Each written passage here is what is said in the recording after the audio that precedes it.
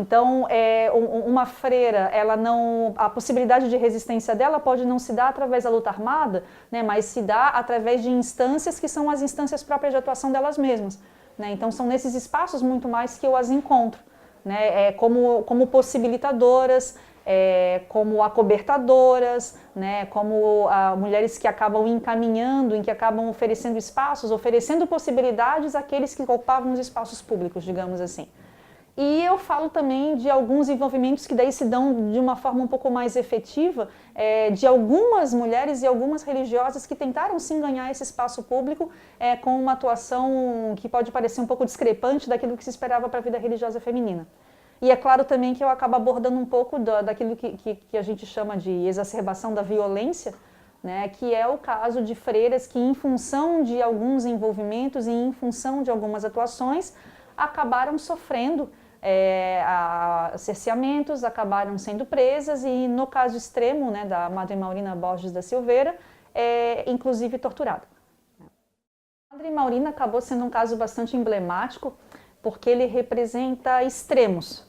Né? Ele possibilita várias leituras, né? Ele representa extremos no que diz respeito a possibilidades, né? Então, o que seria a possibilidade de participação de uma religiosa, e ele representa extremos no que seria a própria violência a qual chegou o regime militar no Brasil. Né? A Madre Maurina, ela era uma religiosa que no final dos anos 60 dirigia um orfanato em Ribeirão Preto, o Lar Santana, e uma das salas desse orfanato era ocupada por membros da FAUNE na época. Né? Então ali existia uma série de documentos, existiam jornais que eles acabavam produzindo, eles faziam reuniões, enfim. Era o ano de 69, então acabou acontecendo um esforço muito grande por parte do governo para aquilo que eles chamavam desbaratar esses núcleos, né? E numa dessas ações, esse núcleo da FAUNE acabou sendo descoberto. Como ele acontecia dentro de um orfanato dirigido por uma freira, imediatamente a freira foi vinculada ao grupo. Né? Então, se a gente pega os jornais da época, existe uma série deles que em reportagens de capa colocam que foi descoberto, né, um núcleo terrorista, digamos assim, da FAUNE, e que uma das líderes era uma freira. Né? Então, para os jornais, ela é mostrada, ela é apresentada como partícipe do grupo, como absolutamente envolvida, né? Enfim. A grande questão é que esse envolvimento dela não é evidente, na verdade. Né? O que acontecia é que a sala era cedida, as reuniões aconteciam, mas a gente não tem condições de afirmar com certeza até que ponto ela conhecia ou não conhecia exatamente o teor das reuniões que ocorriam no orfanato. A questão é que não é esse necessariamente o problema, o nosso problema enquanto historiadores. A gente não tem como definir exatamente aquilo que era ou não era de conhecimento dela.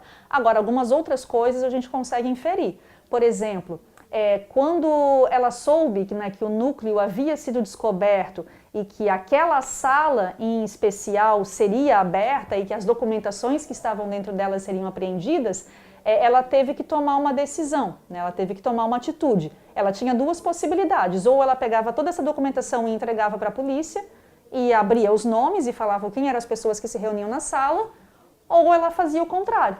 Né? E ela optou pelo contrário, ela optou por não entregar os documentos, ela optou por não entregar os materiais e ela resolveu queimar algumas coisas e enterrar tantas outras. Né? Ao fazer isso, né, então ao tomar essa atitude, ela acaba sendo colocada na condição de partícipe, ela acaba sendo colocada na condição de cúmplice.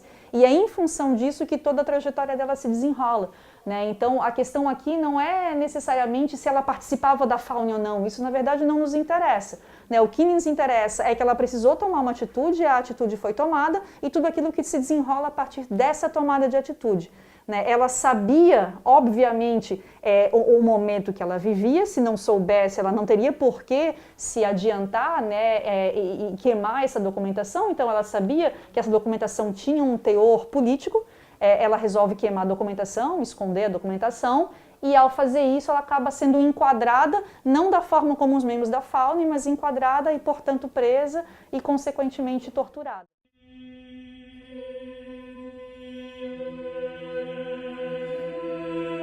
Maurina, em função de uma negociação que também não é muito evidenciada, porque depoimentos são contraditórios a respeito dos motivos através dos quais ela foi mandada para o México.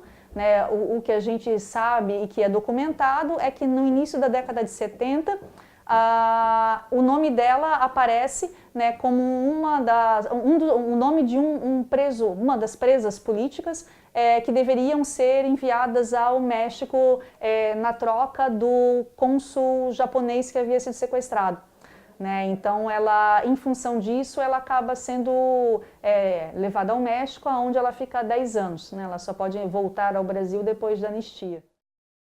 Né, a respeito das motivações para a inclusão do nome da Armani Maurina nessa lista. Algumas dizem que foi uma estratégia, claro, dos militantes, né, que haviam realizado o sequestro, e, portanto, isso seria um indicativo do envolvimento de Armani Maurina com a resistência armada. A gente tem versões que dizem que foi uma atitude governamental, né, para tentar abafar um pouco a participação dela, porque isso denunciava uma certa perda de controle por parte do governo, onde até as freiras acabavam se envolvendo com política. E outras versões falam que teria sido uma estratégia da própria Igreja Católica para tentar, de alguma forma, abafar esse envolvimento e, portanto, enviá-la ao México, mantê-la lá numa condição quase que incomunicável, para que simplesmente se esquecesse daquilo que havia acontecido. Então, a documentação ela não nos comprova efetivamente o porquê da inclusão do nome da Armani Maurina. Por outro lado, é claro, ela nos indica o quão significativa era a figura de Armani Maurina como presa política no Brasil no final dos anos 60 e início dos anos 70. E toda a articulação que acaba existindo em função dessa presença e, portanto, daquilo que ela representava.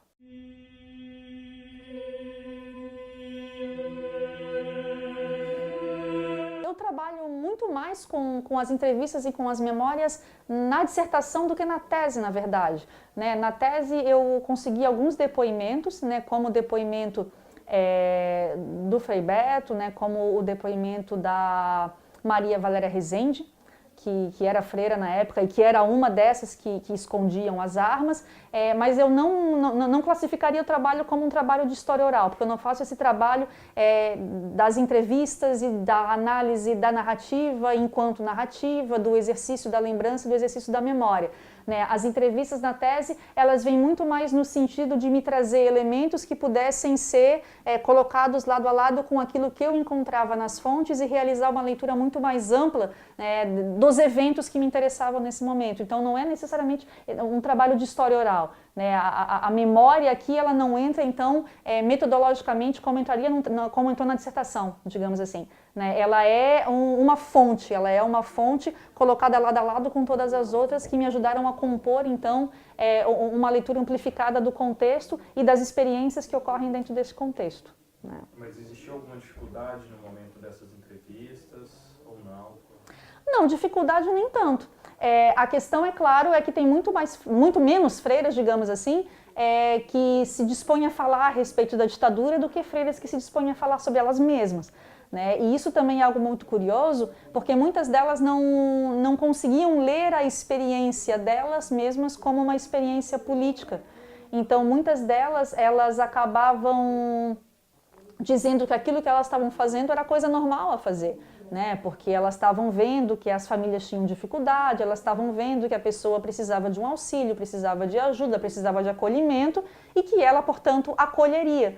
Né? Então, nas falas, muitas vezes, o que aparecia era uma leitura despolitizada de ações que, se a gente pensa aquilo que elas representavam na época, a gente não pode desconsiderá-las como ações políticas. Mas é claro que isso também vem de uma maneira quase que institucional de pensar o que é ação política. Né? Então, por isso que elas não falavam tanto e por isso que muitas vezes não valorizavam tanto as suas ações. Mas outras coisas engraçadas que ocorreram foi na tentativa de falar com algumas pessoas,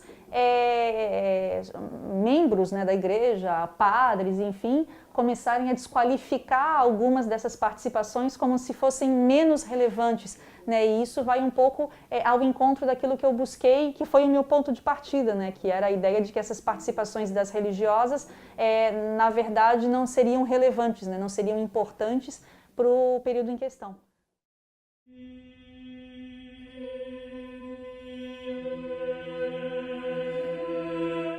É sempre muito interessante quando eu levo o trabalho, né, quando eu apresento o trabalho, quando eu falo a respeito do trabalho, porque ainda que ele tenha sido, que a tese tenha sido finalizada em 2013, ainda que o trabalho tenha sido iniciado em 2010, então eu estou falando há bastante tempo a respeito dele, ele ainda gera muita curiosidade.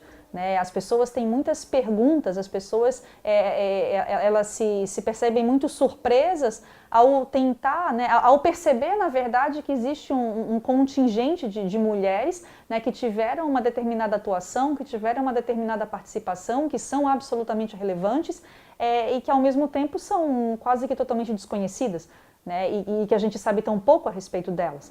Né? Portanto, a recepção é sempre nessa chave da curiosidade e, consequentemente, na chave do interesse e também das narrativas similares. Né? Porque muitas vezes, quando eu começo a falar e apresento o trabalho, alguém conhece alguma irmã que em algum momento se envolveu com algo.